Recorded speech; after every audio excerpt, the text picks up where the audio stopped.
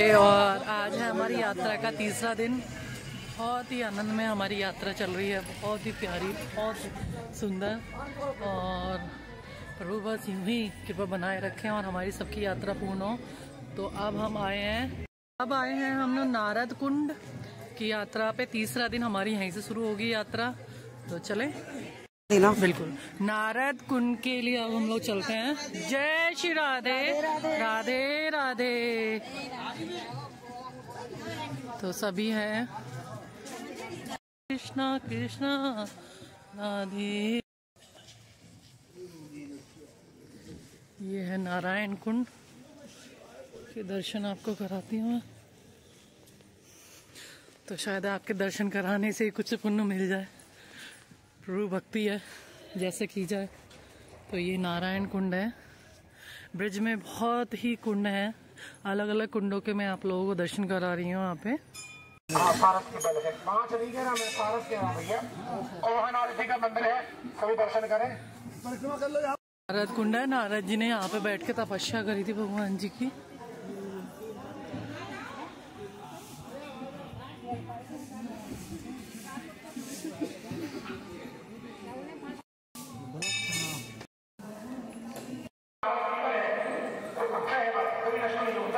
उसके नीचे ही बैठना श्री नारद जी ने तपस्या की है, जिसकी हमने प्रदक्षिणा की। ये ठाकुर जी का दर्शन है, जहाँ नारद जी के दर्शन है। ये नारद कुंड है, नारद जी का आश्रम।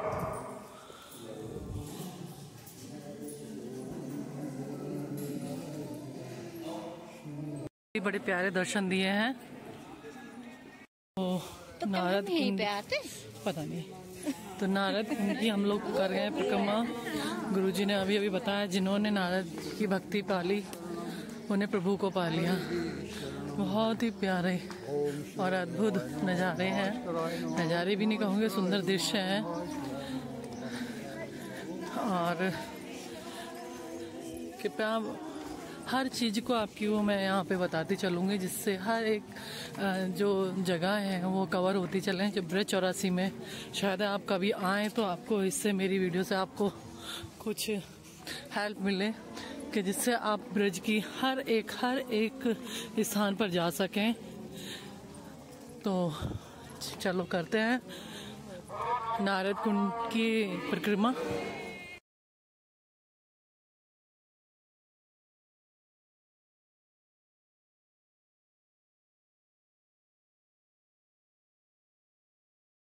सूर्य कुंड पे यहाँ पर राधा रानी पूजा करने आया करती थी घाट पे। तो भगवान ने फिर सूर्य का रूप लेके यहाँ पे विराजमान हुए थे।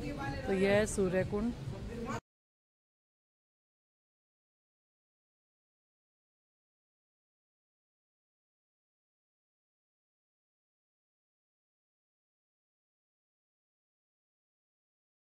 यहाँ पे मछलियों को दाना डाल रहे हैं, बड़े ही, और सारी मछलियाँ यहाँ पे दाना चुगने के लिए एकदम से आ जाती हैं, एकदम निकल के। सूर्य कुंड है और यहाँ सूर्य भगवान के यहाँ पे दर्शन है। सूर्य भगवान का मंदिर है यहाँ पर। ये बहुत ही प्यारे दर्शन।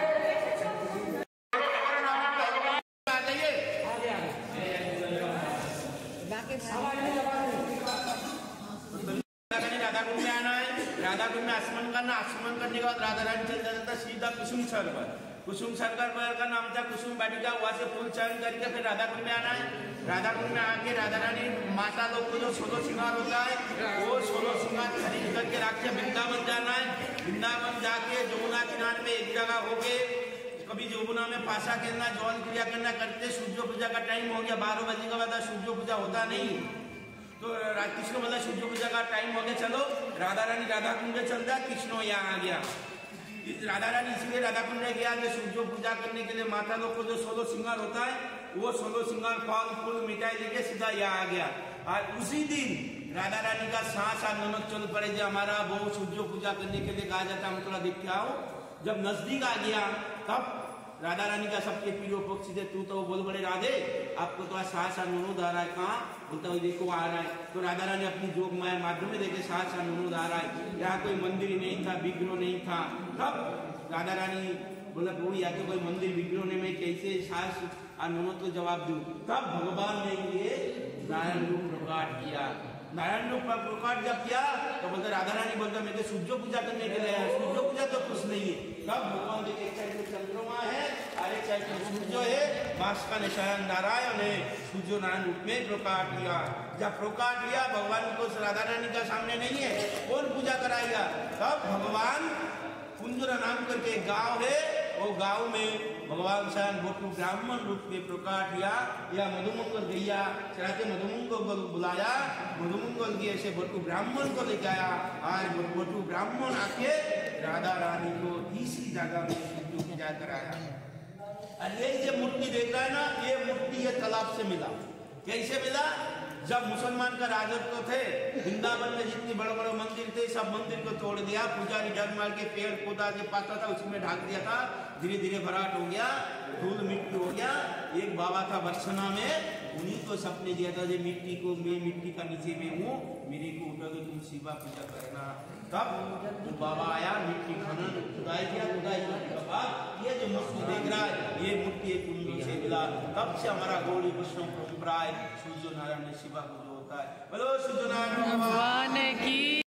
नारायण श्रीमद नारायण नारायण नारायण। ये दमन के तालाब पर, सरोवर पर, तो यहाँ पे कालिया नाग का है सरोवर ये, तो चलें।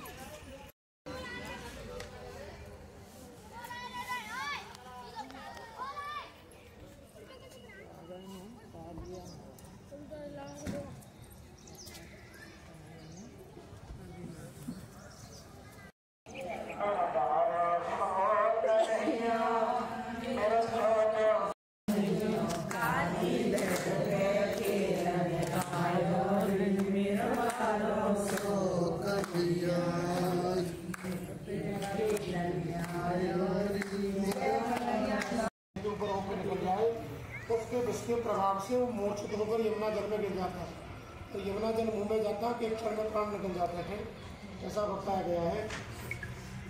उसके बाद जब भगवान द्वापर में आए तो यहाँ कई गायों का जल के कारण नाश हुआ, भगवान को ठीक नहीं लगा, तो उन्होंने स्वयं लीला कंदमनी दी और स्वयं जानवर सखाओं के रोकने पर भी वो सब पौधे और अंदर प्रवेश करके कालिया नाग को नाथा भगवान ने। अरे रुको भाई आप लोग, कालिया नाग को नाथा और भगवान ने उनके फन पर नृत्य करके उसको अपना दास बनाया। भगवान के दास चरणों में गिरकर के इसने प्रार्थना की कि मुझे क्षमा कर। भगवान ने कहा एक शर्त पे करूंगा, जहाँ सर्पों के रहने का स्थान है तुम वहां चले जाओ और आज ही वृंदावन छोड़ दो। उन्होंने कहा मैं जाऊंगा तो सही, लेकिन आपका जो वाहन है गरुड़ वो मुझे खाने आएगा, मैं उसका भोजन हूँ, मैं बचकर उसके प्राण रक्षा कर यहाँ छुपा हुआ हूँ, क्योंकि गरुड़ को श्राप है वो यमुना में आएगा नहीं। इसलिए बोले चिंता मत करो, अब मैंने तुम्हारे फन पर बैठकर नृत्य किया है ना, मेरे पदचिन्ह तुम्हारे माथे पर जब गरुड़ देखेगा तो मारेगा नहीं बल्कि तुझे प्रणाम करेगा, तो वंदनीय हो गया। इसलिए तू मेरी बात मान, तो अभी रणदीप क्षेत्र में चला जा। उन्होंने कहा अगर आपके आदेश है तो जाऊंगा। भगवान ने कहा तो जा तो रहा है तो अपने स्वभाव बस, क्यों तामस तुम्हारे अंदर है, पलट मत जाना, मत जाना दोबारा कि हमें दल निकला तू वापस आके घुस जा यही, तो नहीं प्रभु नहीं आऊंगा। तो ठीक है तू निकल, और तुझे याद रखना अगर तूने मुड़ करके भी वृंदावन देखा तो जहाँ से भी देखेगा तू पत्थर का हो जाएगा।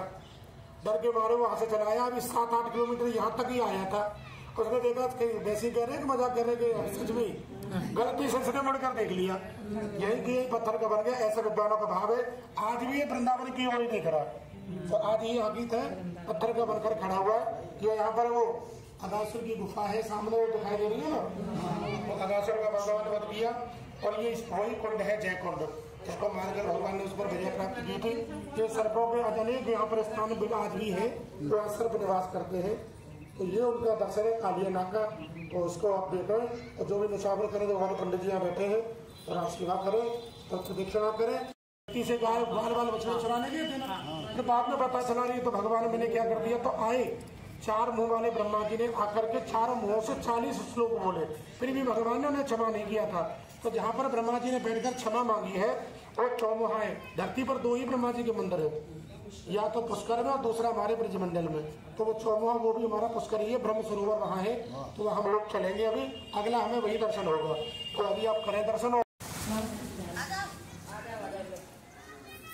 तो यहाँ पे कालिया नाग का है सरोवर ये, तो यहाँ पे ब्रह्मा जी ने बैठकर क्षमा मांगी है, तो वो चौमुहा वो भी हमारा पुष्कर ही है, ब्रह्म सरोवर वहाँ है, तो हमारे ब्रजमंडल में। तो वो चौमुहा वो भी हमारा पुष्कर ही है, ब्रह्म सरोवर वहाँ है, तो अभी आप करें दर्शन। छोटा बच्चा समझ के ना मुझे आंख दिखाना रे, डुबे डुबे डब डब, डुबे डुबे डब डब। अकल का कच्चा जान के ना कोई आंख दिखाना रे, डुबे डुबे डब डब। ना दिन निन्ना नाच नचा देंगे।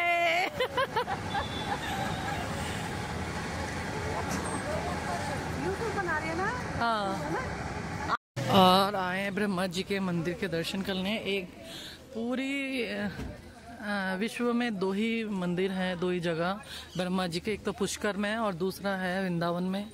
तो ये दूसरा मंदिर है वृंदावन के अंदर, जहाँ पे आप दर्शन करने जा रहे हैं। और आगे आप इसकी कथा सुनेंगे कैसे कैसे है ये सारा कुछ। तो जय श्री राधे, चलते हैं। ये है ब्रह्मा जी का मंदिर।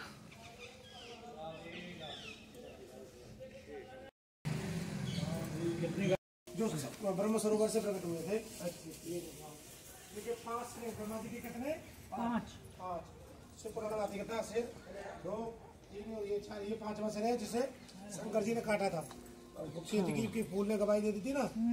और शिवलिंग का आकार ढूंढने के लिए थे, नीचे विष्णु गए, ऊपर ब्रह्मा जी गए।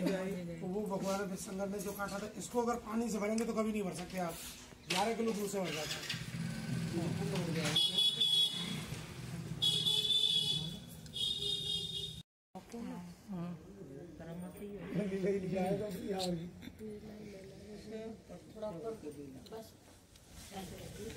खेलगढ़ तू कहाँ घूम रही है? खेल रहे हैं कन्हैया जी की गल। नहीं, तू कहाँ घूम रही है? कोई कहे कि ए यान जी यहाँ केले नहीं थी। अच्छा, 84 कोस यात्रा के अंदर सभी आते हैं।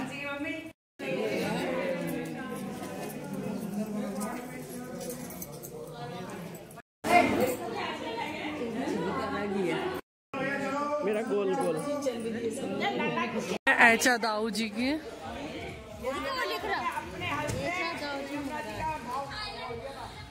रामघाट ओवा में है ये। ये भी 84 कोस की यात्रा में आते हैं। लेकिन यहाँ पर ही यमुना जी एक धारा ऐसी है जो उत्तर वाहिनी, उत्तर दिशा में जा रही है। आप ऐसे आई है, ऐसे गई है, फिर ऐसे गई है। तो यमुना जी को खींच लिया था। वही दर्शन है, हम यमुना जी का दर्शन करेंगे। और यही दाऊ जी महाराज का, जहाँ नदियों निकल रही है। दाऊ जी महाराज कृष्ण बलदेव की है, जहाँ मंदिर के पीछे से ऐचा दाऊ, मतलब यहाँ पे दाऊ जी ने खींच लिया था इधर की तरफ यमुना जी को। वहाँ पे यमुना जी है, मतलब खींचना होता है। और यहाँ पे दाऊ जी ने अपने हल से यहाँ पे गंगा यमुना जी को खींचा था। तो अभी हारवन के लिए आ गए, अब जा रहे हैं यहाँ से रास्ता अंदर को। हरी बोल।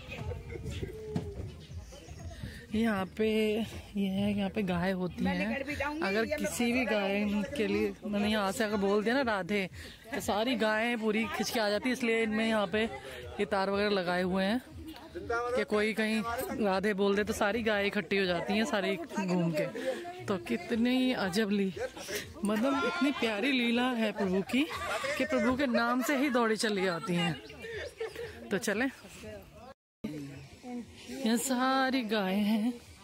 और अगर यहाँ पे नाम भी ले दिया पे भी, और बड़े ही प्यारे, मतलब मथुरा में आपको बहुत जगह सरोवर मिलेंगे और इतने प्यारे प्यारे दृश्य हैं, सच में ही मन भावन है। बहुत ही प्यारे, आनंद करने वाले प्रभु की लीलाओं को, जगह जगह लीलाएं हैं प्रभु की। जैसे हम यहाँ पर आए हैं, ये विहार वन है, यहाँ पे बहुत सारी गैयाँ हैं जो आवाज़ सुनते ही प्रभु की, अगर उन्हें कोई राधे नाम लगा दो ना, कि राधे नाम की आवाज़ दे दी, तो सारी गैयाँ आ जाती हैं। तो प्रभु भक्ति में लीन है सभी। और आप पीछे सुन रहे हैं, देख रहे हैं, पीछे भजन चल रहे हैं मंदिर में, क्योंकि कपाट बंद हो चुके हैं और थोड़ी देर में कपाट खुलेंगे। तो तब तक के लिए भजन कीर्तन, मतलब तब मौका, सब प्रभु लीला में ही लीन है सबके सब। तो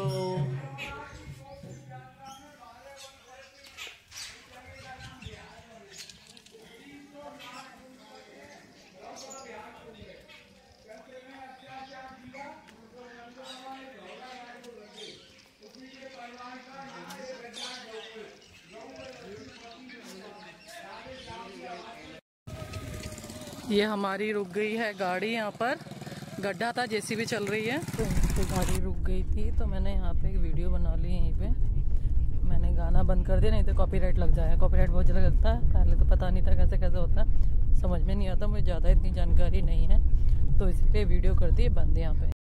और चीर घाट के भक्तन ने बताया बाबा रे तेरे गांव के ग्वारिया श्री अच्छे भट्ट धाम पे गए।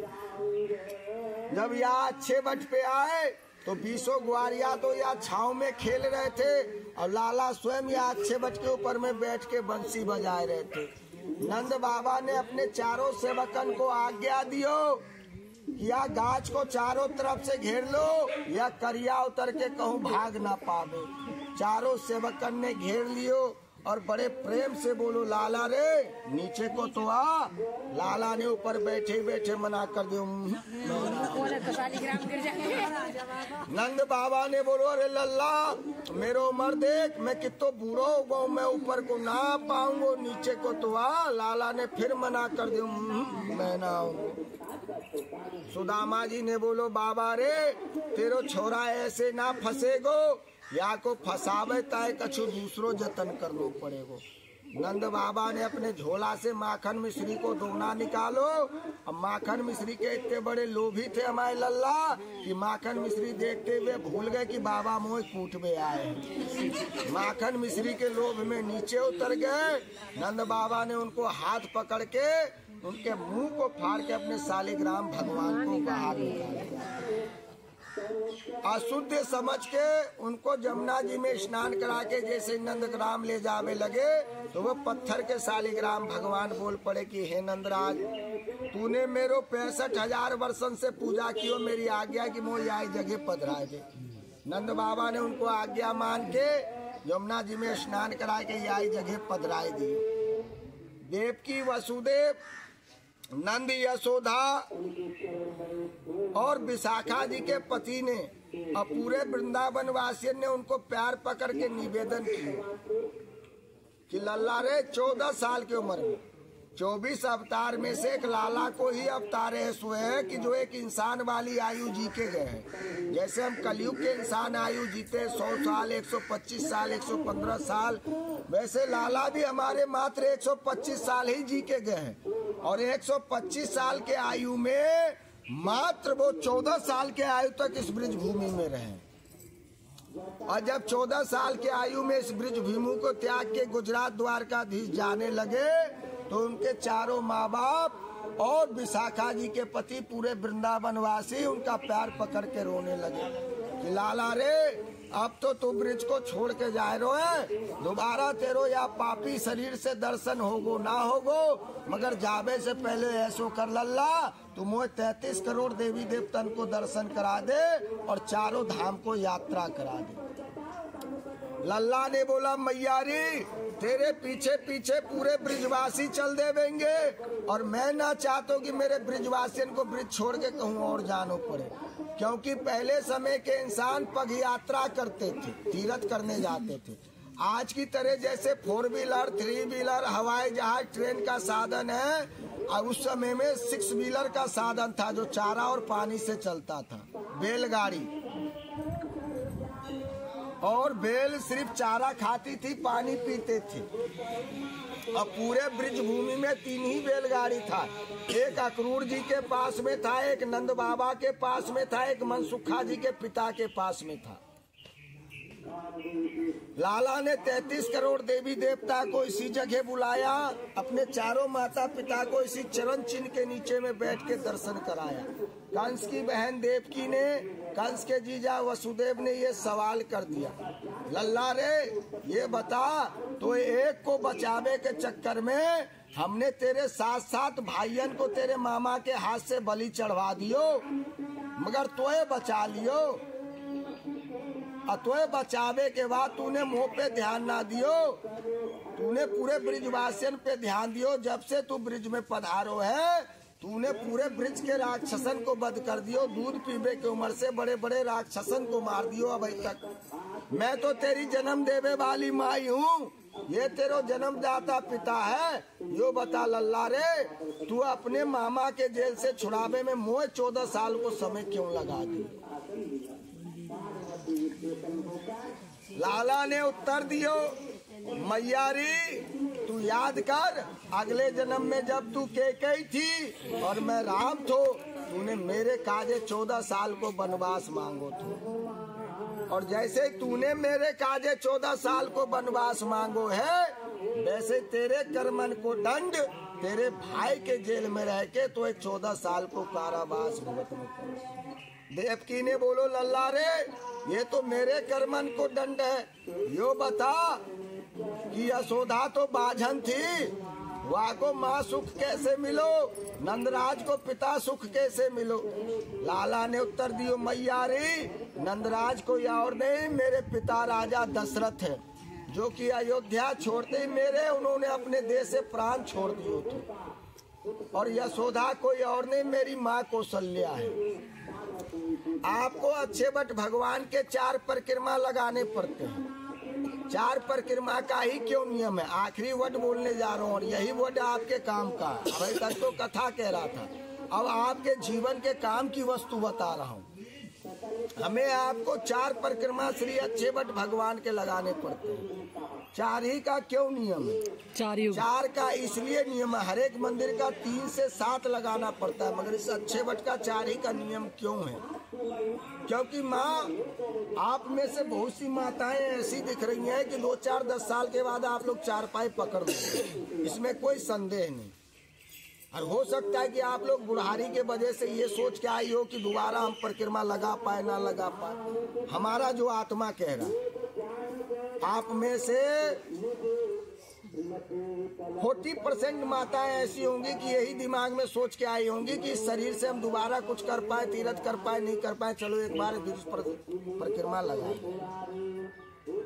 हमारा आखिरी समय ऐसा आता है जब हम बिस्तर पकड़ लेते हैं, बिस्तर पे टट्टी पेशाब करने लगते हैं। जैसे घर में कचरा पड़ा रहता है ना, हमारी औलाद एक स्टोर रूम बना के रखती, कचरा उस स्टोर रूम में भर के रखते हैं।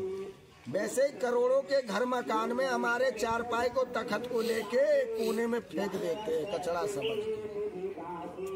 उस समय में हमारे घर में नए नए नाते रिश्तेदार आते हैं, और नए नए नाते रिश्तेदार आके क्या कहते हैं, दादा दादी तो ऐसी गाड़ी में बैठा के काशी घुमा दो, अयोध्या घुमा दो, वृंदावन को यात्रा कराए दो, अनार को जूस पिलाए दो या गन्ने को जूस पिलाए दो। तो दादा दादी कहती हैं, बेटा रे मोए कछु ना चाहिए, कछु देनो चाहतो है तो मोए या पापी शरीर से मुक्ति दे दे। अगर जवान लड़के को किसी को बोलेंगे ना कि तू मर जा, जबकि ये सत्य वचन है, तो वो यही कहेगा, अरे तू मर, तेरा पूरा खानदान मरे, मैं क्यों मरूंगा। महुआ वक्त में सब बूढ़ा बूढ़ी अपनी मौत मांगते हैं, मुक्ति मांगते हैं। सुन ले माँ, यही काम को शब्द है, बस आखिरी वर्ड बोलने जा रहा हूँ, बड़े प्रेम से सुन। मुक्ति मांगते हैं, और मुक्ति देने की औकात तो ना ब्रह्मा जी के अंदर में, ना विष्णु जी के अंदर में, ना शंकर जी के अंदर में। ये डिपार्टमेंट श्री मुक्तिदायिनी देवी के पास में, जो 54 शक्ति पीठों में से एक शक्ति पीठ है। अब वो मुक्तिदायिनी देवी भी अच्छे बट के रज के नीचे लेट के रोते हुए, आंसू बहाते हुए गोपाल जी से निवेदन करती है कि मुक्ति कहे गोपाल सो, मेरी मुक्ति बताओ। गोपाल जी कहते, अरे बेशरम, मैंने तो 84 लाख योनियों को मुक्त करने को अधिकार दे रखा हूँ, और तू अपने मुक्ति को साधन पूछ रही है। अगर तूने अपने मुक्ति को साधन पूछ लियो तो मैं तो बता दूं कि तेरो मुक्ति कैसे है। पड़ी रहो या जेल में, साधु संत कर जाए, उड़े उड़े राज मस्तक लगे, सहज मुक्ति हो जाए। अब एक आखिरी शब्द और सुन लीजिए, मुक्ति कहते किसे है माँ? मुक्ति इसे नहीं कहते कि हे ईश्वर, इस बार थोड़ा कम पैसा वाला बना के भेजा, अगले बार हमें अडानी बना के भेजना। हे ईश्वर, अगले बार हमें अंबानी बना के भेजना। मुक्ति इसे नहीं कहते। हमारा करोड़ों जन्मों का पुण्य है जो कि हम मानव शरीर पाए। नहीं तो हम सुअर भी बन सकते थे, कुत्ता भी बन सकते थे, लेटरिन के कीड़ा भी बन सकते थे, गटर के कीड़ा भी बन सकते, गधा भी बन सकते थे, बिल्ली भी बन सकते थे। 84 लाख योनि, हम किसी भी योनि में जा सकते हैं। हमारा करोड़ों जन्म का तपस्या है कि जो हमें इंसान का शरीर मिला है। सुन ले दादी, 2 मिनट और सेकंड, 2 मिनट और बर्दाश्त कर। तो ठाकुर जी के कृपा से ईश्वर से यही दुआ करना चाहिए कि हे ईश्वर, ये हमें मानव शरीर दिया है, जब तक इस मानव चोला में मैं रहूं, मेरे इस चोला से संसार में किसी को दुख ना पहुंचे।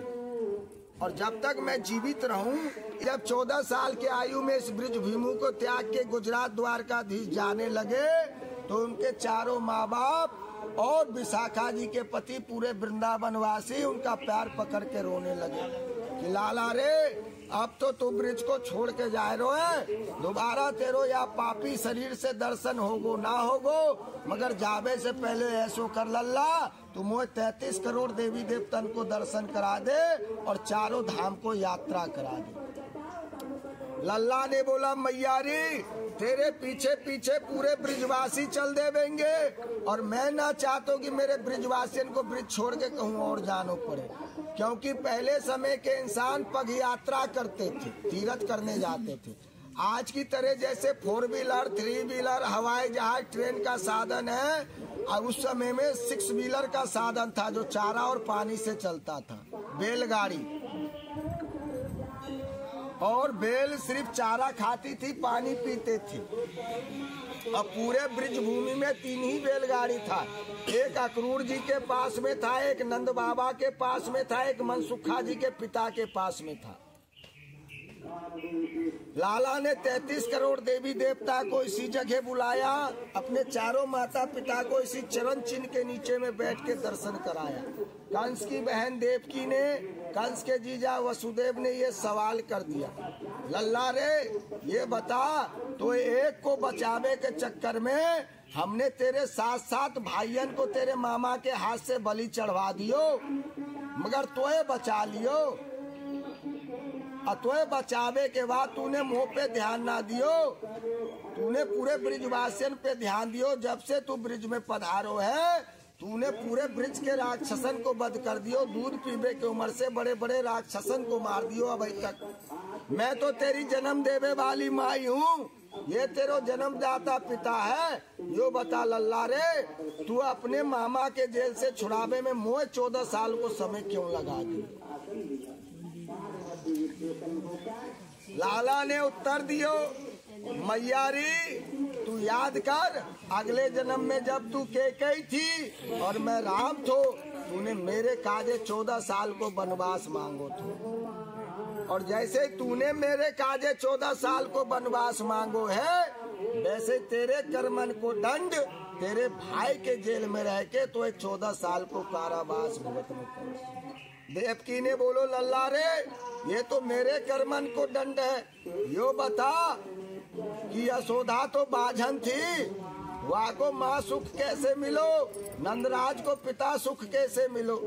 लाला ने उत्तर दियो, मैयारी नंदराज को और नहीं, मेरे पिता राजा दशरथ है, जो कि अयोध्या छोड़ते ही मेरे उन्होंने अपने देश से प्राण छोड़ दिए थे। और यशोदा कोई और नहीं, मेरी माँ कौशल्या है। आपको अच्छे बट भगवान के 4 परिक्रमा लगाने पड़ते हैं। 4 परिक्रमा का ही क्यों नियम है? आखिरी वर्ड बोलने जा रहा हूँ और यही वर्ड आपके काम का। अभी तक तो कथा कह रहा था, अब आपके जीवन के काम की वस्तु बता रहा हूँ। हमें आपको 4 परिक्रमा श्री अच्छे बट भगवान के लगाने पड़ते हैं। 4 ही का क्यों नियम है? 4 का इसलिए नियम है, हर एक मंदिर का 3 से 7 लगाना पड़ता है, मगर इस अच्छे बट का 4 ही का नियम क्यों है? क्योंकि माँ, आप में से बहुत सी माताएं ऐसी दिख रही हैं कि 2, 4, 10 साल के बाद आप लोग 4 पाई पकड़ लेंगे, इसमें कोई संदेह नहीं। और हो सकता है कि आप लोग बुढ़ारी के वजह से ये सोच के आई हो कि दोबारा हम परिक्रमा लगा पाए ना लगा पाए। हमारा जो आत्मा कह रहा, आप में से 40% माताएं ऐसी होंगी कि यही दिमाग में सोच के आई होंगी कि इस शरीर से हम दोबारा कुछ कर पाए, तीर्थ कर पाए, नहीं कर पाए, चलो एक बार परिक्रमा लगाए। हमारा आखिरी समय ऐसा आता है जब हम बिस्तर पकड़ लेते हैं, बिस्तर पे टट्टी पेशाब करने लगते हैं। जैसे घर में कचरा पड़ा रहता है ना, हमारी औलाद एक स्टोर रूम बना के रखती, कचरा उस स्टोर रूम में भर के रखते हैं। वैसे करोड़ों के घर मकान में हमारे चारपाई को, तखत को लेके कोने में फेंक देते हैं कचरा समझ के। उस समय में हमारे घर में नए नए नाते रिश्तेदार आते हैं और नए नए नाते रिश्तेदार आके क्या कहते हैं, दादा दादी तो ऐसी गाड़ी में बैठा के काशी घुमा दो, अयोध्या घुमा दो, वृंदावन को यात्रा कराए दो, अनार को जूस पिलाए दो या गन्ने को जूस पिलाए दो। तो दादा दादी कहती हैं, बेटा रे मोए कछु ना चाहिए, कछु देनो चाहतो है तो मोए यह पापी शरीर से मुक्ति दे दे।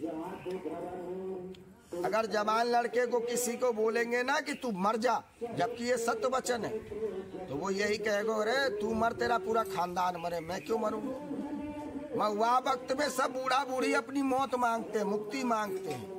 सुन ले माँ, यही काम को शब्द है, बस आखिरी वर्ड बोलने जा रहा हूँ, बड़े प्रेम से सुन। मुक्ति मांगते हैं और मुक्ति देने की औकात तो ना ब्रह्मा जी के अंदर में, ना विष्णु जी के अंदर में, ना शंकर जी के अंदर में। ये डिपार्टमेंट श्री मुक्तिदायिनी देवी के पास में, जो 54 शक्ति पीठों में से एक शक्ति पीठ है। अब वो मुक्तिदायिनी देवी भी अच्छे बट के रज के नीचे लेट के रोते हुए, आंसू बहाते हुए गोपाल जी से निवेदन करती है कि मुक्ति कहे गोपाल सो, मेरी मुक्ति बताओ। गोपाल जी कहते हैं, अरे बेशरम, मैंने तो 84 लाख योनियों को मुक्त करने को अधिकार दे रखा हूँ और तू अपने मुक्ति को साधन पूछ रही है। अगर तूने अपने मुक्ति को साधन पूछ लियो तो मैं तो बता दूं कि तेरो मुक्ति कैसे है।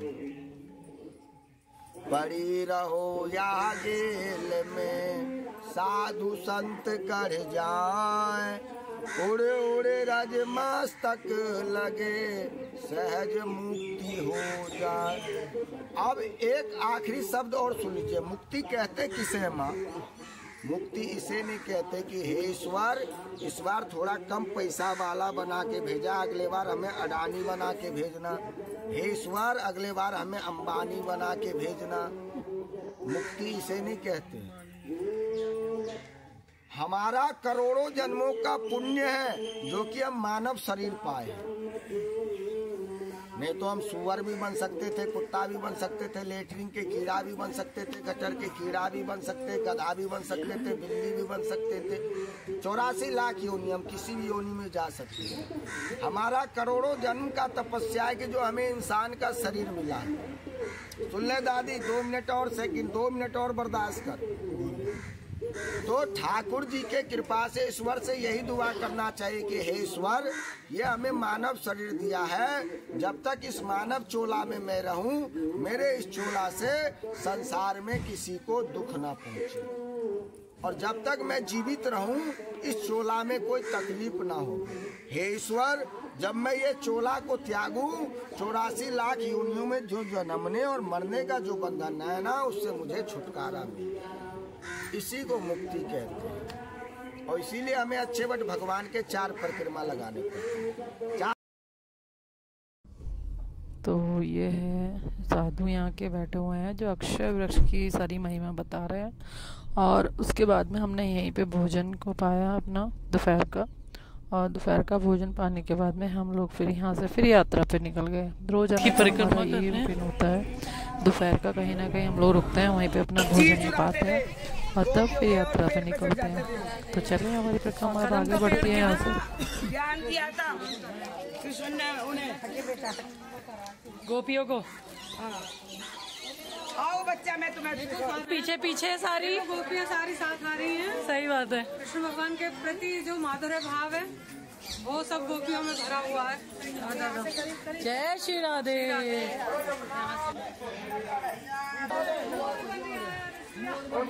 डाली है जिस पर कृष्ण जी गोपियों के कपड़े सब लोग रखते थे यहाँ पर। तो ये है चीर वृक्ष है ये, जहाँ पे मतलब यहाँ पे अपनी गोपियों के जो वस्त्र थे यहाँ पे रखते थे। और पीछे जमुना जी है,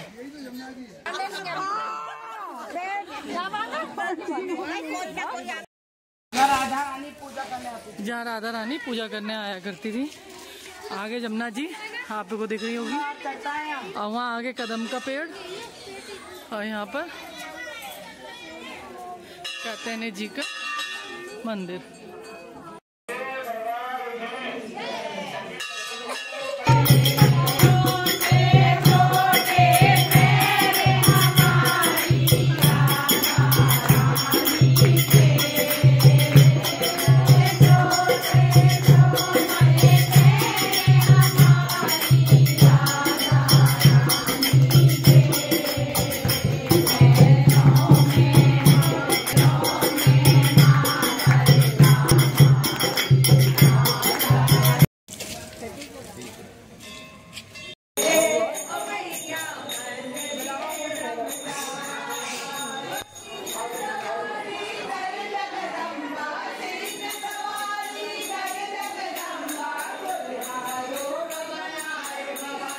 वृंदावन धाम कात्यायनी माता का मंदिर।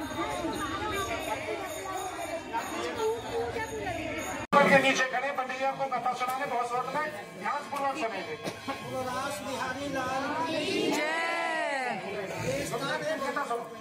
दो मिनट शांति रख लो।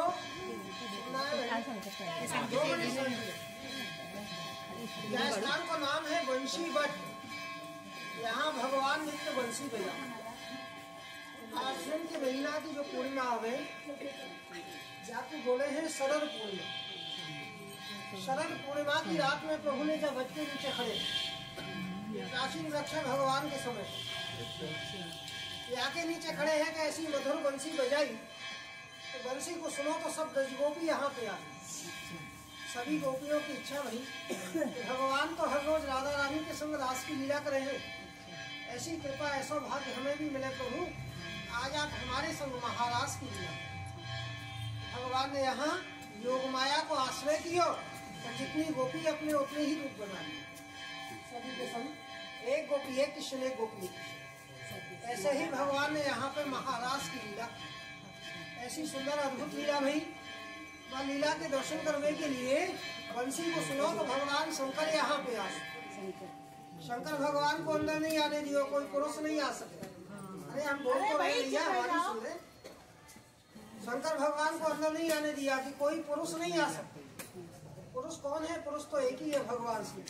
और सब जो है गोपियां। तो कैसे दर्शन होंगे कि आप यमुना जी से प्रार्थना करें। भगवान शंकर ने यमुना जी की पूजा करी, विनती करी, यमुना जी प्रकट भई, भगवान शंकर को गोपी बना। जहाँ जगह पे भगवान शंकर गोपी बन करके आए, बोले है ना भजनों में, एक दिन को भोले भंडारी बनके यहाँ आए तो कोई नहीं जान पाया, राधा जी भी नहीं पहचान पाया। भगवान तो अंतर्यामी है, घटघट वासी।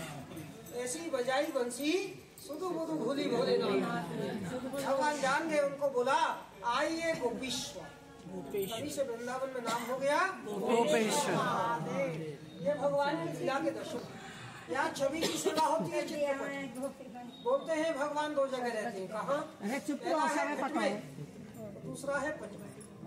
एक गोपी एक कृष्ण, एक गोपी एक कृष्ण, जितनी गोपी उतने कृष्ण। यहाँ भगवान के राधा जी के चरणों के दर्शन। यही वो जगह है जहाँ राधा कृष्ण खड़े हैं चारों तरफ, एक गोपी एक कृष्ण एक गोपी। यह स्थान या लीला को वर्णन भागवत में आवे है 10वें स्कंद में रास पंचाध्याय।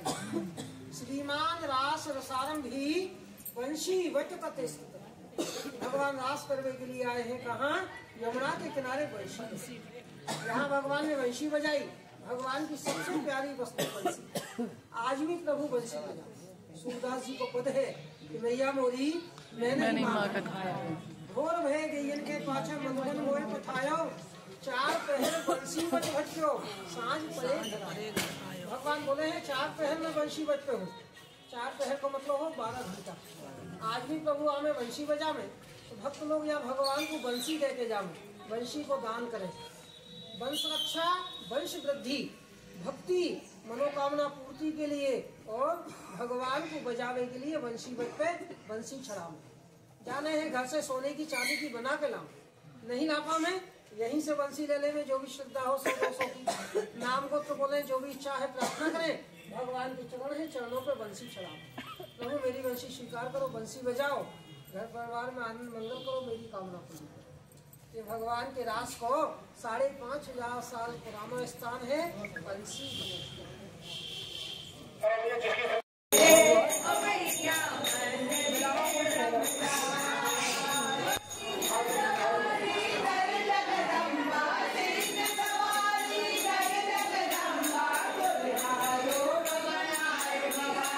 वृंदावन धाम कात्यायनी माता का मंदिर। के नीचे खड़े पंडिया को कथा सुनाने बहुत शौक में ध्यान पूर्वक सुनेंगे। रास बिहारी लाल दो मिनट शांति रख लो।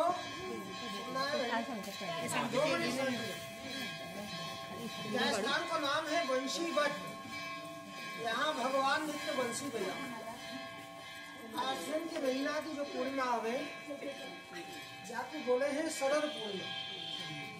शरद पूर्णिमा की रात में प्रभु ने जब बच्चे नीचे खड़े प्राचीन रक्षा भगवान के समय आके नीचे खड़े हैं कि ऐसी मधुर बंसी बजाई तो बंसी को सुनो तो सब ब्रजगोपी यहाँ पे आ गए। सभी गोपियों की इच्छा नहीं कि भगवान तो हर रोज राधा रानी के संग रास की लीला करे हैं। ऐसी कृपा ऐसा भाग्य हमें भी मिले प्रभु, आज आप हमारे संग महारास की लीला। भगवान ने यहाँ योग माया को आश्रय किया और जितनी गोपी अपने उतने ही रूप बना लिए। सभी के संग एक गोपी एक कृष्ण एक गोपी। ऐसे ही भगवान ने यहाँ पे महारास की लीला, ऐसी सुंदर अद्भुत लीला भई। वह लीला के दर्शन करने के लिए बंसी को सुनो तो भगवान शंकर यहाँ पे आ गए। शंकर भगवान को अंदर नहीं आने दियो, कोई पुरुष नहीं आ सके। अरे हम बोल तो रहे लिया हमारी सुन ले। शंकर भगवान को अंदर नहीं आने दिया कि कोई पुरुष नहीं आ सकते। पुरुष कौन है? पुरुष तो एक ही है भगवान से, और सब जो है गोपियां। तो कैसे दर्शन होंगे कि आप यमुना जी से प्रार्थना करें। भगवान शंकर ने यमुना जी की पूजा करी, विनती करी, यमुना जी प्रकट हुई, भगवान शंकर को गोपी बना। जहाँ जगह पे भगवान शंकर गोपी बन करके आए, बोले है ना भजनों में, एक दिन को भोले भंडारी बनके ब्रज की नारी यहाँ आए तो कोई नहीं जान पाया, राधा जी भी नहीं पहचान पाया। भगवान तो अंतर्यामी है, घटघट वासी है। ऐसी बजाई बंसी सुधु बुधु भूली भोले नाथ। भगवान जान गए, उनको बोला आइए गोपीश्वर। तभी से वृंदावन में नाम हो गया गोपेश्वर। ये भगवान की लीला के दर्शन। यहाँ छवि की सेवा होती है चित्रपट। बोलते हैं भगवान दो जगह रहते हैं, कहाँ? दूसरा है पंच में। एक गोपी एक कृष्ण, एक गोपी एक कृष्ण। जितनी गोपी उतने कृष्ण। यहाँ भगवान के राधा जी के चरणों के दर्शन। यही वो जगह है जहाँ राधा कृष्ण खड़े हैं चारों तरफ, एक गोपी एक कृष्ण एक गोपी।